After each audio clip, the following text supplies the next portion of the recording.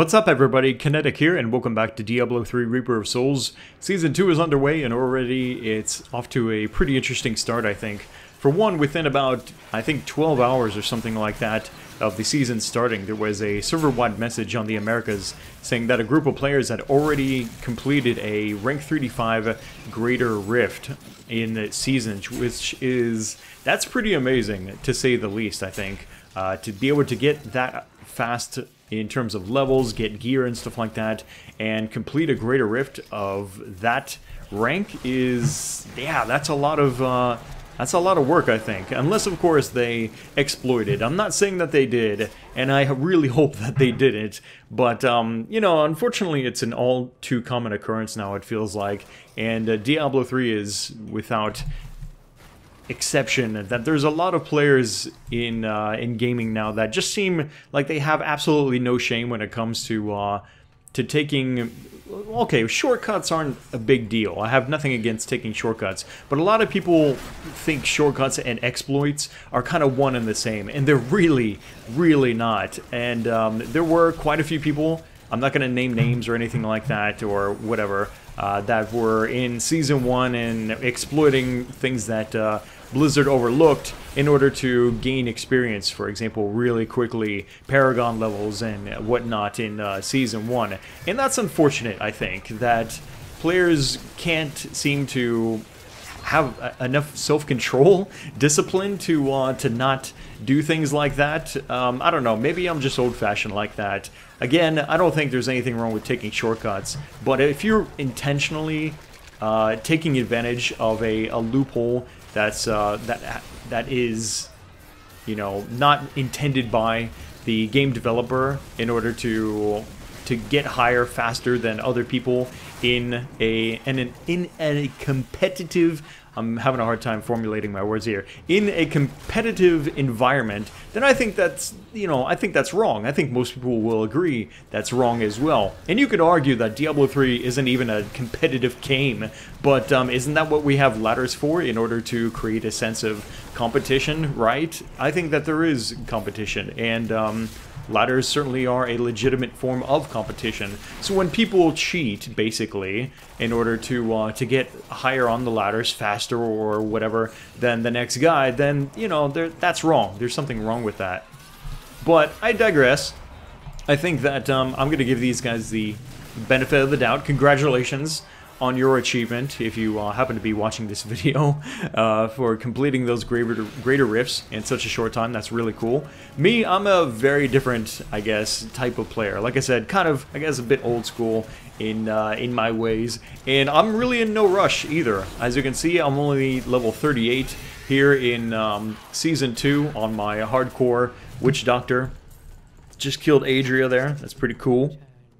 And yeah, for me, Seasons is, and this is an interesting topic, something I kind of want to talk more of here in this video is, you know, what's the meaning of seasons? A lot of people don't seem to understand, like, what's the fun in doing seasons? Why start all over from the beginning and have nothing all over again? What's the fun in that? And the short answer for me, I guess, to people that ask that question, and this might seem like a cold answer, but it's like, if you don't get it, then there's no point in you asking the question, almost, to me. If you don't understand what the fun is in starting a new character, then how am I supposed to convince you, for example, like, that you will have fun with it if you don't already understand what's fun about doing that? And I don't know why, but that's just the way it is. A lot of people don't seem to understand at all what's the fun in starting over. And yet we have a lot of games out there, different genres and stuff like that, where people do exactly that. They start completely over, don't they? They start new characters, they do New Game Plus, and yeah, there are some benefits often with New Game Plus games and stuff like that. But I don't know why, but for some reason, a lot of people in ARPGs like Diablo, for example, just can't simply understand why start over. So I can't really tell you why you should do it, or why you should enjoy playing seasons and stuff like that for your characters. I can only tell you why I enjoy playing Diablo 3, and this is, again, kind of part of my excuse for making these Diablo 3 videos. I get to talk about what I like about the game, I guess.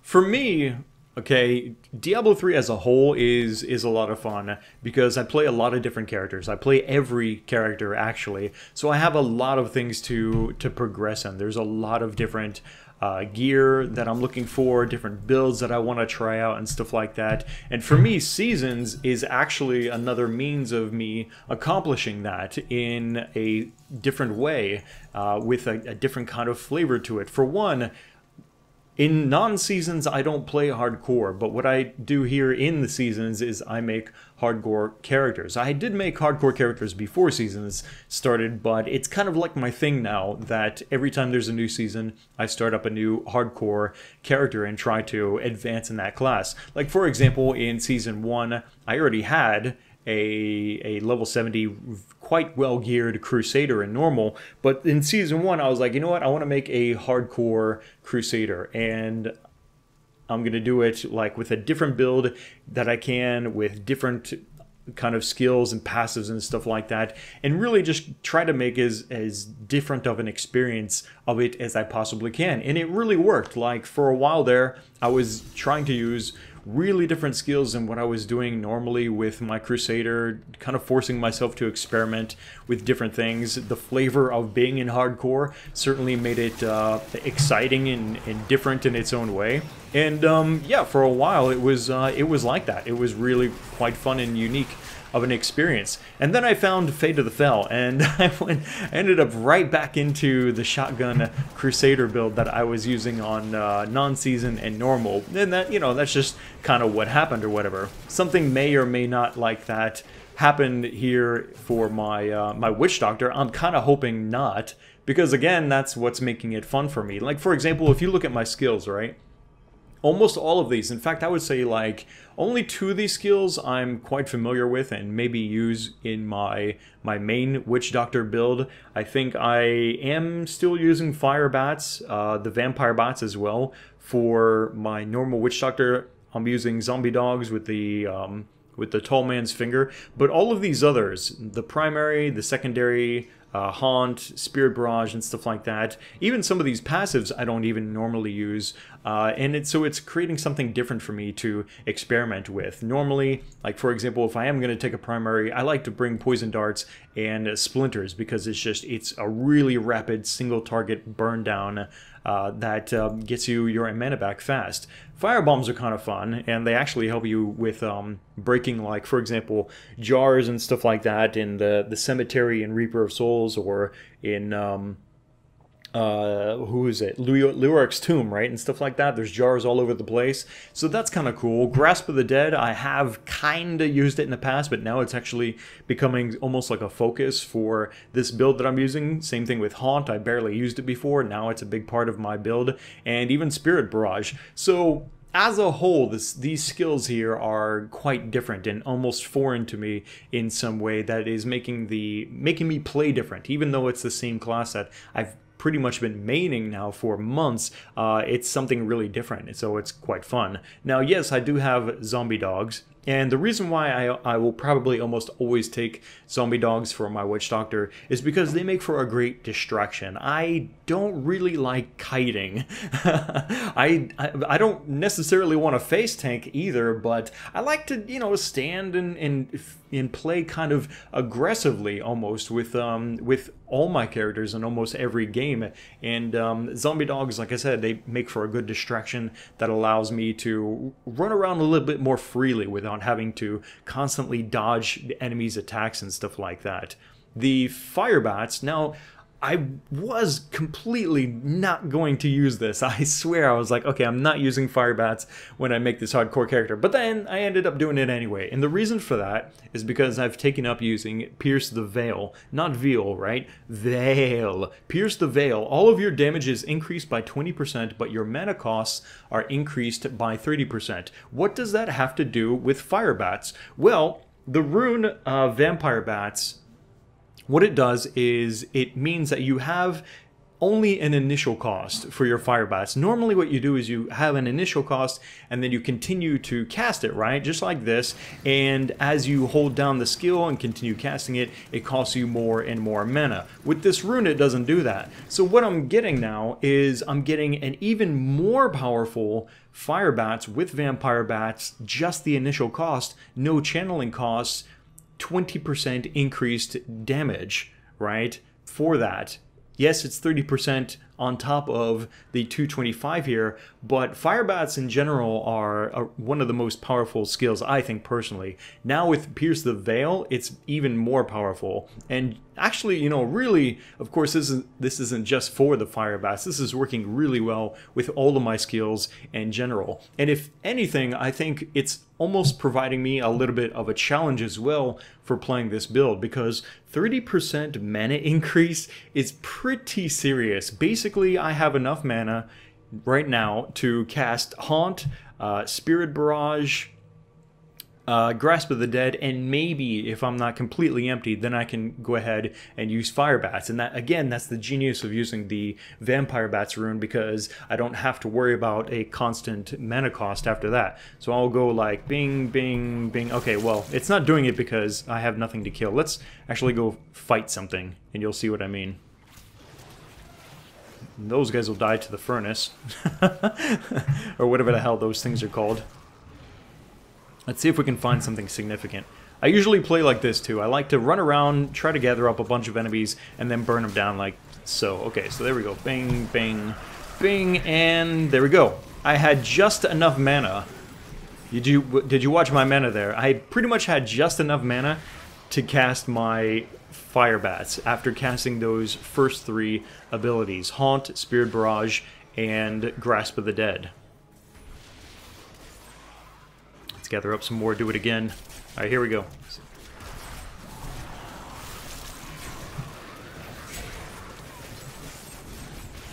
And you can see these fire bats and everything else going on are just tearing through these enemies. You might think to yourself, well, aren't you playing a little bit on too easy of a difficulty if you're destroying enemies that fast? I don't see it like that, because for right now, I'm leveling. And yes, I could technically up the difficulty in order to get greater experience, maybe, you know, a bit of an extra chance to find legendaries or something like that. But for me right now, my strategy for leveling fast is clearing speed, not difficulty and extra experience from that. What I mean by clearing speed is being able to burn through enemies faster, so that way I can complete the bounties faster, and that's where the core of my experience is coming to help me level faster. Not by increasing the difficulty to get more experience for the enemies that I'm killing.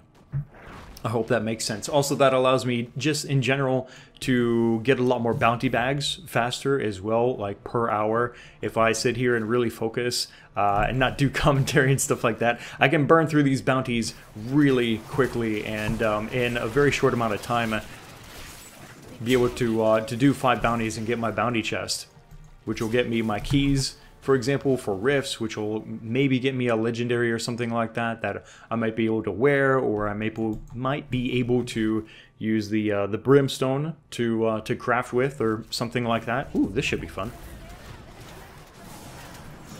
Oops, I screwed up my order there. And so I had no mana. I accidentally cast my fire bats instead of my Grasp of the Dead, and then I tried to go back and it wouldn't work. So it's a very fragile balance here. The mana cost of all of this stuff. But it's making Expert look like a joke, to be honest. But it's fun. I had actually one of my clan members just ask me, literally, I could probably scroll to it, just a moment ago. He was like, what did he say? He's like, I don't know how you get bored, wherever it was. Yeah, here he goes. Calvary Cross says, I don't know how you don't get bored playing solo. And I say to him, I keep myself entertained. Also, I'm recording. But no, really, like, that is it. I keep myself entertained by just pushing myself, actively pushing myself to constantly do a little bit better than I did just a minute ago, to master the build that I'm using, or to think, you know, to myself, is this working the way that I want it to, or do I need to change something? What can I do to squeeze out more power? And that's what ARPGs to me are all about. So, kind of going back to the point, I don't know if I actually made it or not, but the short answer to that, what's the point in seasons? The point is for people like me, people that want a fresh start, people that want an excuse to let go of what they've been doing, you know, let go of what they've been focusing on as their goals, and to start over. I screwed up my cast there. I don't know why I let go of fire bats. Here we go. So there you go. If that doesn't appeal to you, then by all means, ignore seasons. There isn't even really a very good like incentive, I don't think, to play seasons. There's another thing, like, for those people that don't understand what's the point in doing seasons, they're practically harassing Blizzard to give them an incentive, give them a reason to play seasons. If they want to make it such a big deal, then give me something. And so they come out with, you know, these transmogs for participating in the season and stuff like that. Or you get early access, so to speak, to new legendaries that will later be available after the season and stuff like that. And that's still not good enough. There's still a bunch of people that are like, oh, this sucks, seasons are pointless, blah, blah, blah, blah, blah, blah, blah. Stuff like that. And you can't make everybody happy. I hate to see developers try sometimes, and it's almost like Blizzard is, at least in the D3 sense, I can't speak for all of their games, but for D3 it almost feels like they are trying a little bit too hard to make people happy, and you just can't do that. You can make some people happy, you can't make everybody happy. You know, so don't, if I would say anything to the D3 guys, is don't try too hard to give people a reason to play seasons. Don't try to come up with all kinds of new stuff and make it season only and stuff like that, you know, in order to, you know, to answer that question, or, you know, to give in to their demands to make seasons more interesting. If it's not interesting to them now, it's not going to be probably ever, really. If anything, I would like to see Blizzard improve upon other things besides seasons, even outside of greater rifts. There seems to be a lot of focus as well on trying to balance out and improve greater rifts. For months now, it feels like it's almost like their main goal all the time is seasons and rifts, or greater rifts in particular. And what about just really super casual play that can be fun and exciting, like just adventure mode? Why not put in some extra time to make just adventure mode more exciting and more interesting? I mean, it is pretty great, I think, in the way that it exists now, but it could definitely use some love. What I would like to see from adventure mode is new monsters, at the very least. I was going to say some new enemies, and of course that would be incredible if they, or did I say enemies twice? I want to see at the very least, okay? I want to see at the very least them come out with more enemies, more monsters, more bosses and stuff like that, that you can just randomly come across or whatever in adventure mode. Or if they have to apply it to rifts, well then yeah, give us some new rift guardians to fight and stuff like that. That would be really awesome. New areas would be great as well, but I guess that's kind of exclusive to their efforts in making expansion packs and stuff like that, right? Somebody's coming. I don't know if I'm hitting him or not. Probably not.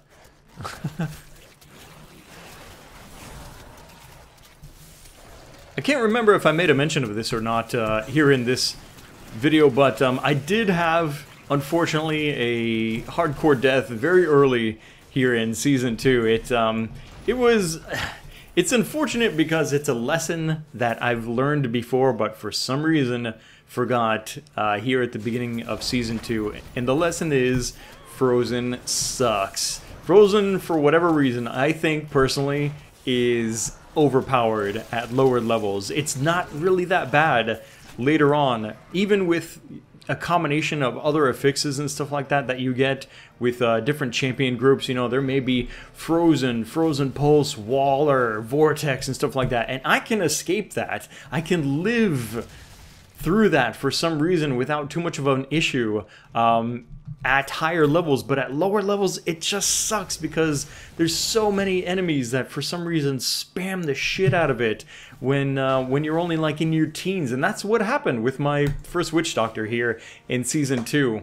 I had a witch doctor. I named her Necro Holio, and she died around her teens or whatever to a group of enemies that decided that casting Frozen once wasn't enough. They had to do it 3 times, and while I was also stuck in a corner. So I, because of that, I renamed my my second witch doctor to Cryomancer. I do that. Whatever my whatever the result or whatever the effect was that killed me in hardcore, what I do is then I take that effect and I put it in the name of the character that replaces that, and that's.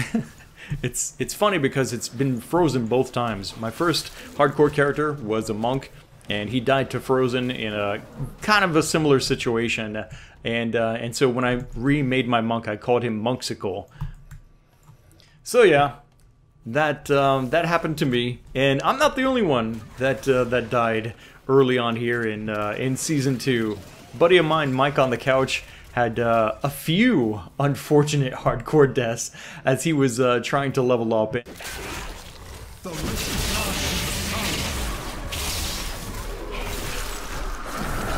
This will be interesting. Oh no, we got another blue group here too. Yep, that's why I said this would be interesting. And by interesting I mean run away! It's only nightmarish. I think we will be running away whether we like it or not now. Ooh. Legendary on the ground.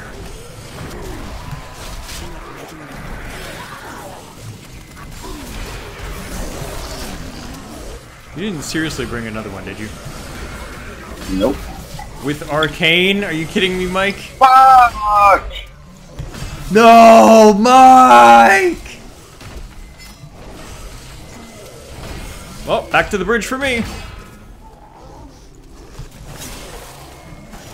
I got so surrounded. And I got an arcane at my feet. Yep. That's exactly what it likes to do.